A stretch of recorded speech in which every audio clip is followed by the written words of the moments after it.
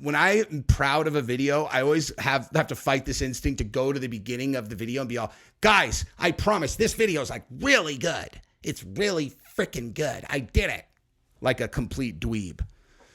And I bring that up because I am overwhelmingly wanting to say that to you guys, because I think we made a lot of really good points all the way to the end of this video. But, I wouldn't do that because only a complete geek square spaz would do that. And I'm none of those things. Okay, so at this moment, I'm going to formally request that people stop saying the following.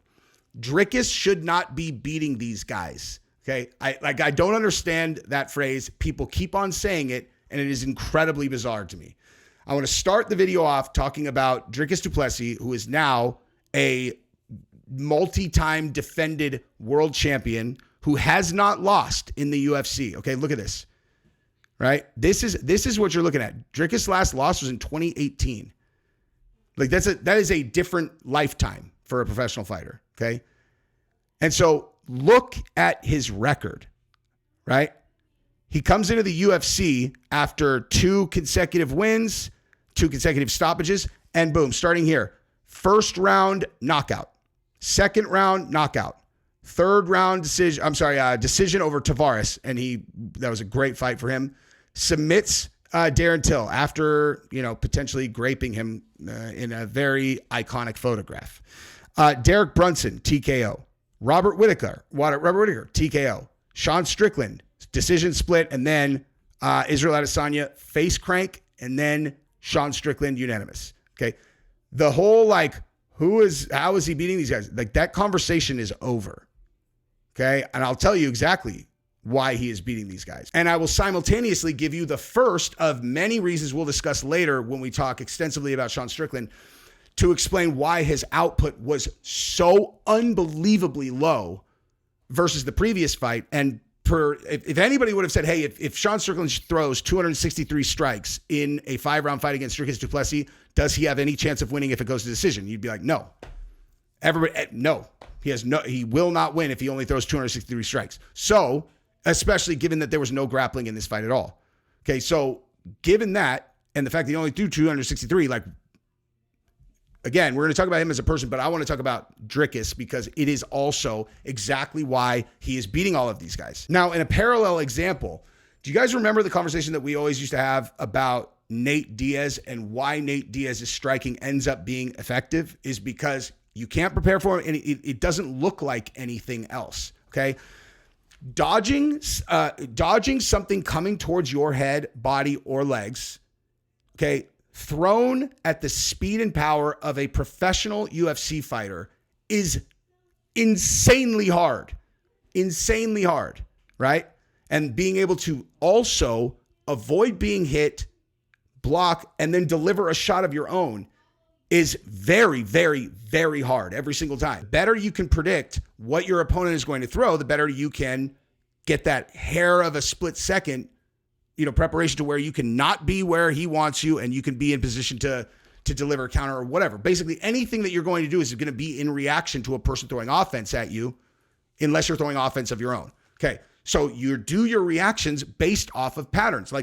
Person goes in there, you do a round with a guy, and in many cases, some guys, they are considered the top strikers in the world.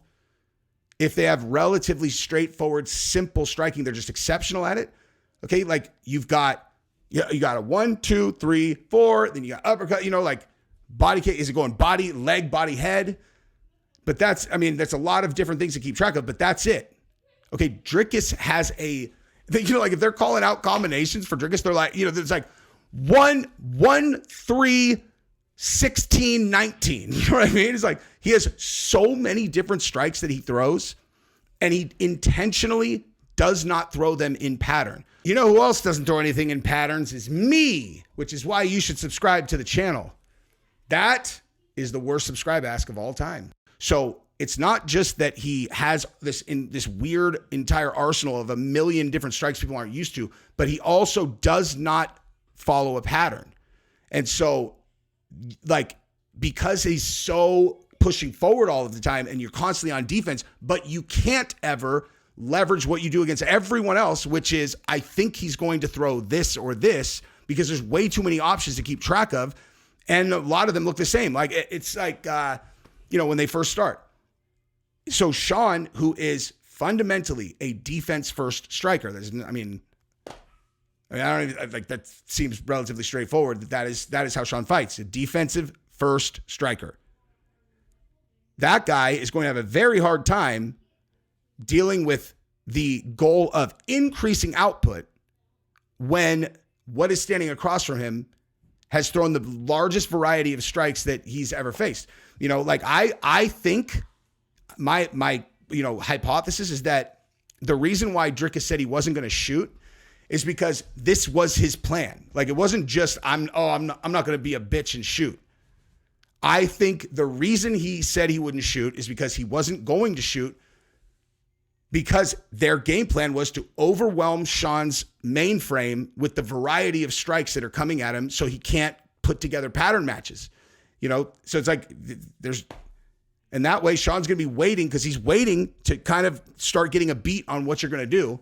And if you never give him anything to go on at all, then he's going to have a really tough time. And that's what Dricus does there is exactly what he does to everyone.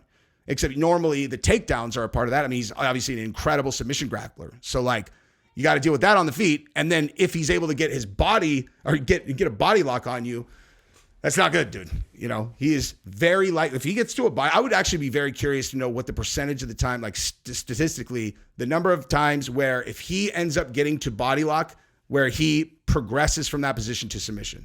Because I bet you it's very high. But the point is that in and of itself is a tremendous weapon. And so the fact that people are not looking at someone who is throwing super traditional, like very, tight, quick strikes, they're like, oh, he's not really a good striker. It's like, that's wrong. That's not accurate at all. Obviously, he's an exceptional striker. And the reason he doesn't look like what your brain is telling you that you should be looking for in, like, the most elite strikers is intentional. He's doing that on purpose.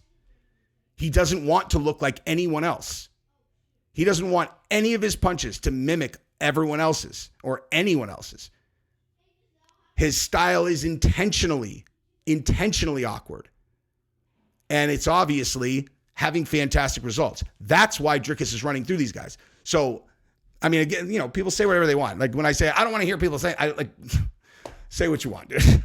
I'm just saying, I think it's a dumb thing to say, given that again, look at this. I mean, this guy is running through everyone. I mean, face cranked Izzy, now decisively beat Sean. It's just like, the guy he's a beast. Now, again, his fight against Hamzat, that's a whole different ballgame. And he says he's going to out-wrestle Hamzat. I will be very excited to see what happens there. So I'm starting to hear that Sean Strickland was sick last night. A lot of places, except from Sean Strickland, right? The rumor is perpetuating, and I want to talk about that. And I also want to talk about what happened last night, because that was an absolutely fascinating display of humanity in combat sports. And what I mean is a performance that I could track back to exactly who this guy is, Sean Strickland, and Dricus du Plessis. I wanted to start right here because Dana talked about Sean Strickland last night in the press conference, and the direction that he went was very surprising and very insightful also. And it's about Sean's character and his personality and how he behaves in the cage versus when he's promoting the fight and on the outside and stuff like that. And then I also want to talk a lot about Dricus because I keep still this morning hearing people say he shouldn't be beating all these guys, but he keeps beating all the, people need to stop saying that. And I know why they say it. And it is an incredibly surface level analysis of combat sports in general, or I mean, MMA in general, honestly, but specifically Dricus. And it also is not thinking very hard, like putting yourself in the position of his opponents either, because it's very obvious why he is so incredibly effective. But we'll talk about that also. But let me show you Dana first. I felt like Sean Strickland never really got out of first gear. What's your take on the fight and how do you view it? I agree with you. Sean is usually really good at shutting people down And like Izzy, when he fought Izzy felt like it looked like he couldn't get into a rhythm, and he was in his face, pressuring him the whole time. Feels like that was what Dricus did. I'll tell you something fascinating that I noticed tonight for the first time. I don't know why. See if you noticed this. So Sean Strickland, the way that he acts leading up to fights, right? Normally when you have people who act the way that he acts, you see signs of it in a fight. Who is more focused, professional, and solid in a fight than he is? You know, when he gets hurt, no sticking out the tongue or no, that didn't hurt me, anything. The guy stays focused, keeps coming forward. There's never any hint of how he acts outside the octagon when he's in there. Absolute professional the whole time. It's actually fascinating. I don't know if I've ever seen that with a guy who acts the way he does leading up to fights. It must so here's why I wanted to show that first. And I promise, if I remember, I'll put fight analysis at this time, Sam, because we're this is the stuff that's very interesting and always plays into the fights also. But that what Dana just said tells me a lot about Sean, because I never thought about that either, but also tells me a lot about Dana. Because if you really think about why he is saying that and how he's talking about it, and this, I guess, should not be surprising to me at all. But the reason why I love UFC and combat sports is because you get to see exactly who these people are. It's that you're stripped bare in the octagon. It's the scariest, most just to even have the balls to try a cage fight at the amateur, or just a smoker level, takes a certain level of granite balls. Okay. I realize I understand to my audience, you guys are all in that cat, or not all, but lots of you guys are in the category that I'm describing. Okay. So it might not feel super elite to you guys, but when you talk about the population in mass, go on the street, ask 300 people, hey, have you ever been in a cage fight? You're going to probably go over 300, Seems like there's a lot of people in our community because we're in the community of people who do that. But in terms of the wider, per capita population, you're not getting a lot of yeses on that, right? And inside that group, you have people willing to dedicate their life to it. And every time you step up in competition in the size of the event and so on and so forth, the pressure is higher. The absolute necessity of you winning is higher. It just tears down any way that a person can cloak who they are at their core. You know what I mean? Really, what is this guy built out of? And that's the thing I love most about the sport. And Dana saying that about Sean, I mean, again, saying this about Dana, as if this is some big revelation, is kind of ridiculous. But that is very clear that that's how Dana's looking at guys too. You know what I mean? And it's not like Dana has any aversion to people who showboat in the octagon when appropriate. You know what I mean? It's but the point that he's making is Sean on the outside of the cage is this person, and he's always that person. He's always that person. And he's acting out, he's saying crazy things. He doesn't care. He's laughing about the fact that he's going to insult a bunch of people on this and that. He loves it. It's he's a scatterbrained lunatic. But what Dana's saying is when you strip him down to the bones, dude, you strip down everything that's on top of that guy and you pull him down to the fucking studs, what you actually have is a piece of fucking iron. An absolute piece of iron. No winky face, no stick your tongue out. Stone professional. Always. Absolutely always stone-faced in the fights. That's why that's so fast. Because as soon as he said it, it's the reason why he's he says again in this presser, it's fascinating. And he emphasized is if I'm doing a good job of just saying what I'm trying to say, it should kind of a light bulb should go off. It's that's who he really is underneath all that shit. And there are a lot of guys who carry it professional like that, where they look like a machine, surgical, and they probably are in a lot of ways.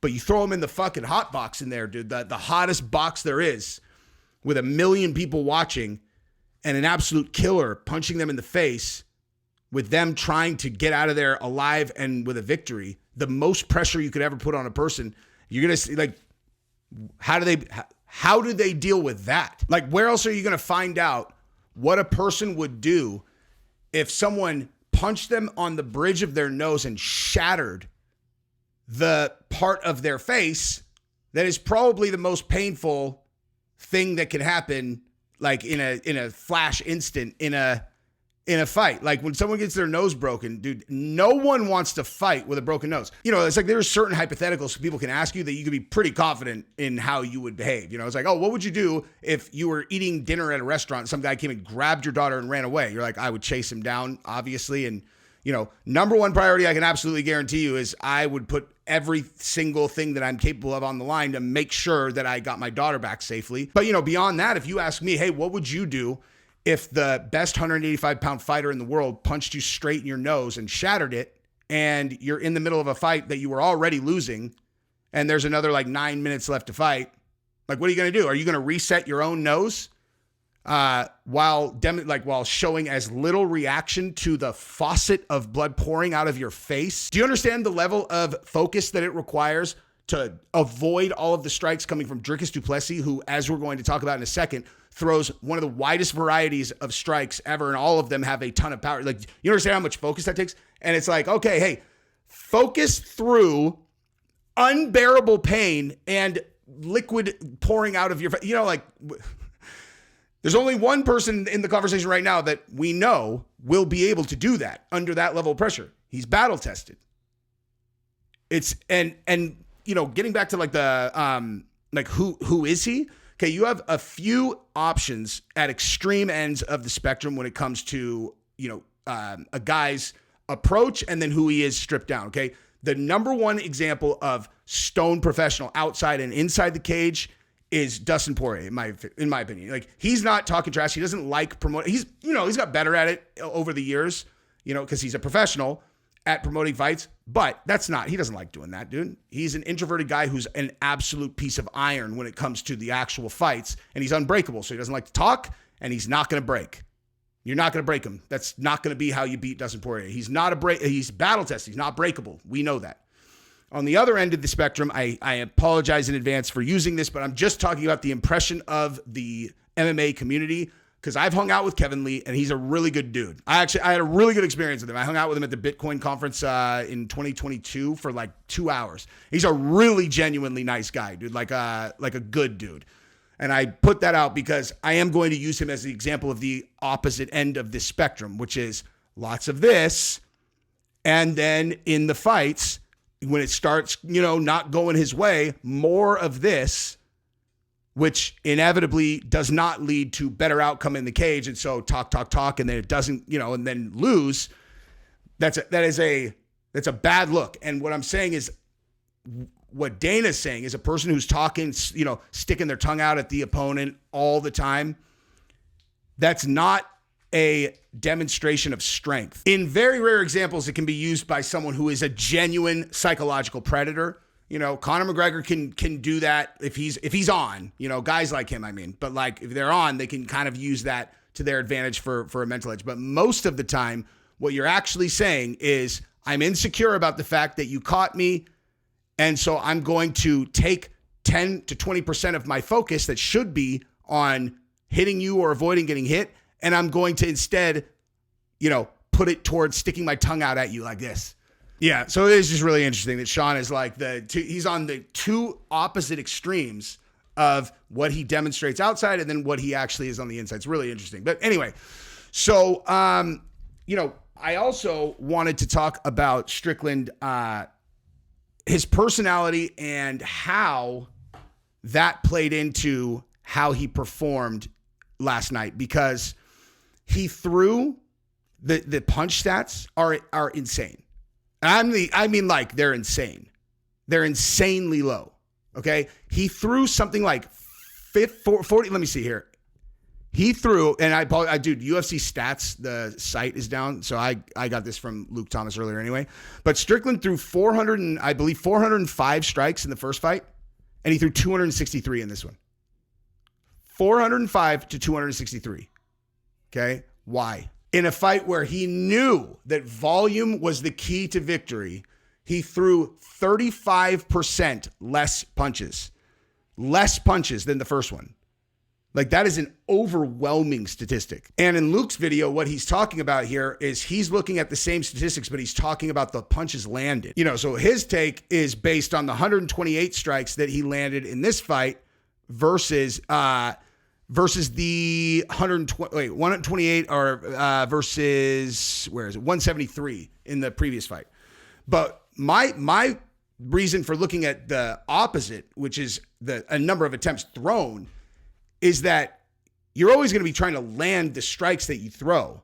And so it's almost like the training that you've done is going to dictate how well you're landing the punches that you throw, right? Timing footwork, you know, like how well are you, that's training and obviously execution that night. But the number of strikes you throw, that's your brain. That's your mental game. And obviously someone could throw you off your rhythm, and we're going to talk about that in a second. But like, you should be able to say to yourself, I can control how many strikes I throw per round if I don't get taken down or knocked out. Like, that's up to me. I can do that, right? And that's why it's fascinating that he only threw 65% of the strikes that he threw in the previous fight. And in this fight, there was no takedowns. That's the craziest thing about this fight that I don't hear people talking about yet. They're talking about the number of strikes that he threw, right? Which was obviously well below what he did in the last fight. But they're not talking about the fact that they spent a bunch of time grappling in the last fight also. So he was standing the entire time. So you're literally talking about a drop-off of output that is really, really big, like huge. Put yourself in Sean's position going into these particular fights, okay? Because look at this, all right? So when he goes to fight Dricus the first time, okay, he's coming off beating Imavov, who, by the way, that aged well, right? That aged real well. But then he got a really great stoppage against Magomedov. And then he goes into the Israel Adesanya fight nervous, you know, kind of, you could just see walking out into the octagon. That was a moment where, you know, and these coaches have talked about it, that they did not like how he was looking before the fight. And you could see it through the TV. You know, he looked like it shocked his system a little bit. He had been fighting in the Apex. Oh, like, I'm pretty sure the last, like, however many of those were in, since the Alex Pereira knockout, all those fights had been in the Apex leading into Israel Adesanya. Fighting in the Apex versus an away game against Israel Adesanya in Australia, like, there are not two things that are more different than that, right? And he goes in there and has the performance that he did, right? So he's going into that first Dricus fight, and he's like, I'm the best in the world. I'm the champion, and I'm the best in the world. And he believed it, okay? He believed it, and he carried it like a champion. I wish that I could talk to the UFC's media. What am I talking about? They actually... Okay, I'm sorry. What I was going to say was I wish I had access to UFC like fights and or events that I could use in the videos, because I wish that I could just show you guys, you know, here's Sean Strickland, the walkout to the Israel Adesanya fight. Here is him in the walkout to the Dricus fight. Just look at his energy. Like, just look at them side by side. Okay, Sean was so confident going into the Dricus fight. He fought that fight like the world champion who was the best in the world, and he knew it. He knew it. You watch the first 2 rounds of that fight. That's the best Sean Strickland you've ever seen. Okay? I will lay that down to anybody who's a good film study. I haven't like done this myself in detail, but I will tell you, in the superficial level, you know, look like just the pure eyeball test, the first 2 rounds of the Dricus and Sean fight, the first one, Sean is so that's as good as he gets right there.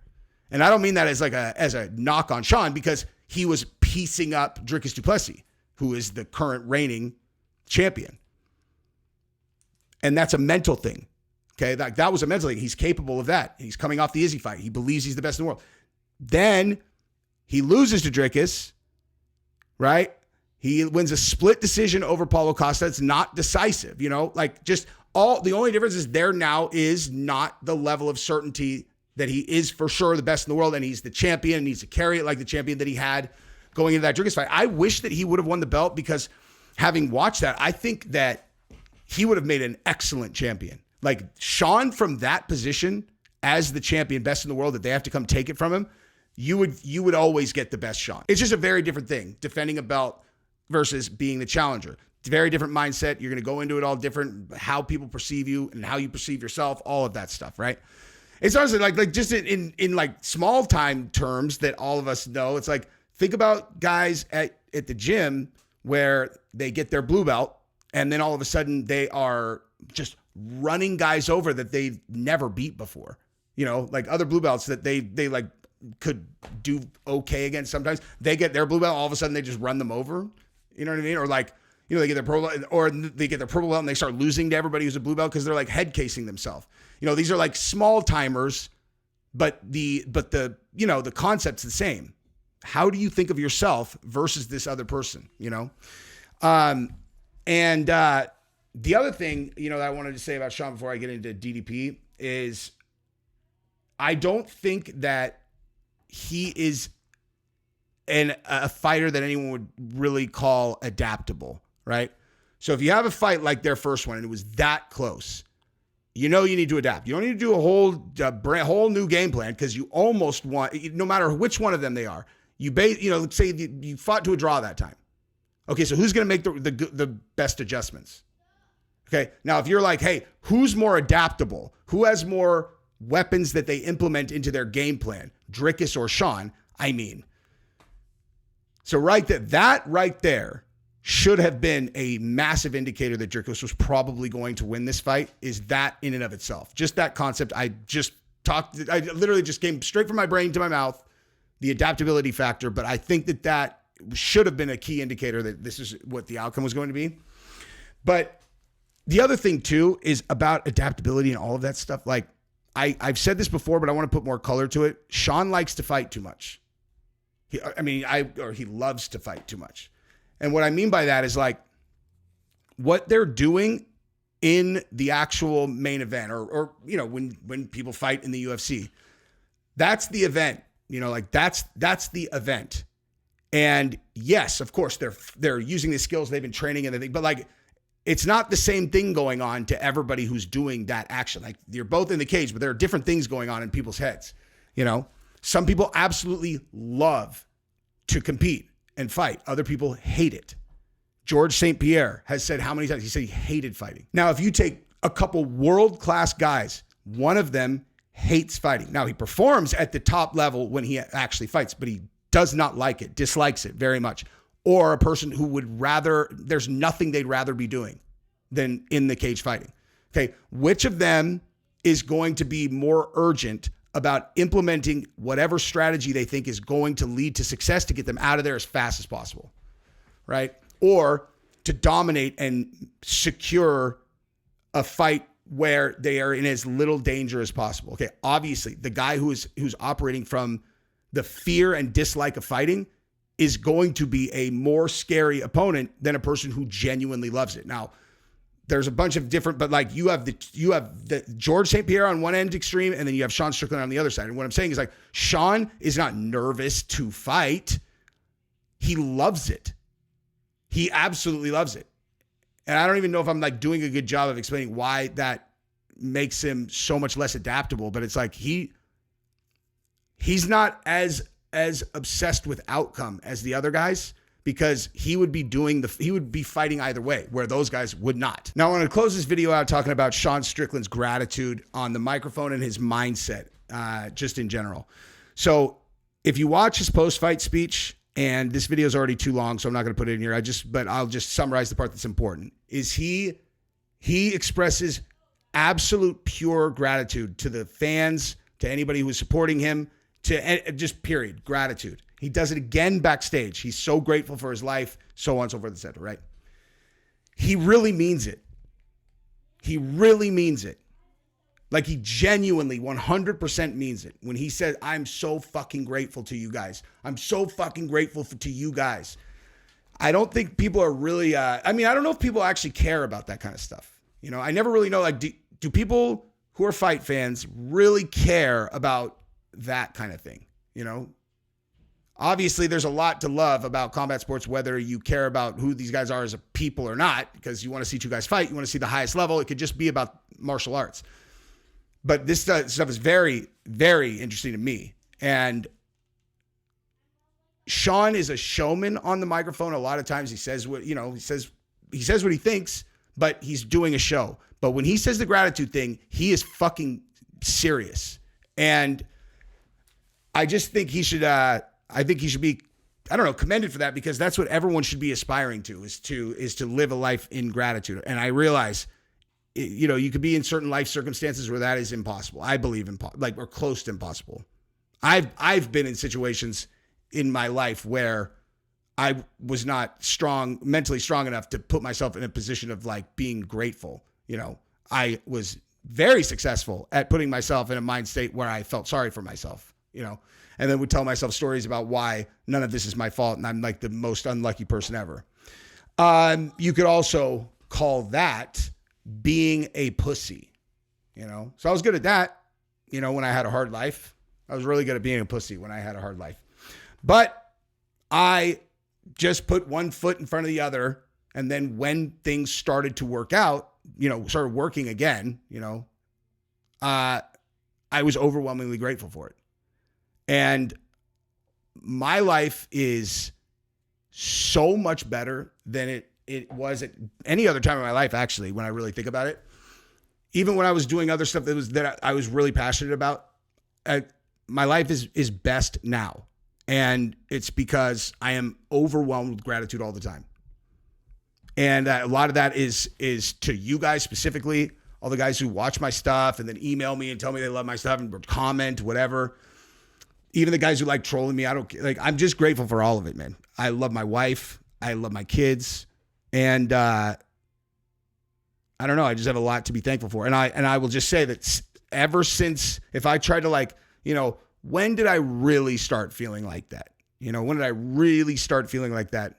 It's a direct one-to-one to when things really started to kind of get better in my life. And it was the gratitude before that is what I'm saying. I'm not saying the better I do, the more grateful I get. I mean, kind of. But I'm saying there's a direct correlation, in my opinion, between putting that energy into the world, if it's genuine, and the universe giving you and God giving you whatever, more reasons to be grateful. And if you're a fan of Sean Strickland, okay, I think it's fair to say that most celebrities probably don't really understand the relationship that they have with their fans, because I think that a lot of them it's an ego-driven thing where they start to think of themselves as they're here, they're some kind of famous God. And these people who want to take pictures with them are this lower class of people who, I don't even know who he is, but if he wants to take a picture with me, of course I'll let this, you know what I mean? That's how I think a lot of people just default to that. And Sean definitely does not do that. I also do not do that, for the record. If you ever see me, you're never going to be bothering me, dude. If someone wants to come up and say what's up, and there are lots of people that could testify to that. It's there have been times where someone will roll up on me and they're like, Jesse, I'm dude, I love your show. And then at the end of the interaction, I'm like, after that we take off, I'm like, shit, man, I think I kept that guy trapped in that conversation for too long. There was probably a moment there where he's like, Jesus, I didn't want to talk to you this long, Jesse on Fire. Get the fuck out of my face. But I love you fucking guys. And Sean does too. So if you're a fan of Sean Strickland, I think that you're, be flattered, because he means it. I just like him, dude. I just like him. I feel like on a personal level, if we were at the same gym or something, we had some kind of forced proximity. I think he's not like someone that I'd be like, hey, what are you doing outside of the gym so we can go hang out all the time? I don't think that we would have a relationship like that, but I genuinely really like him and think that he is I think he's a good person, man. I really do.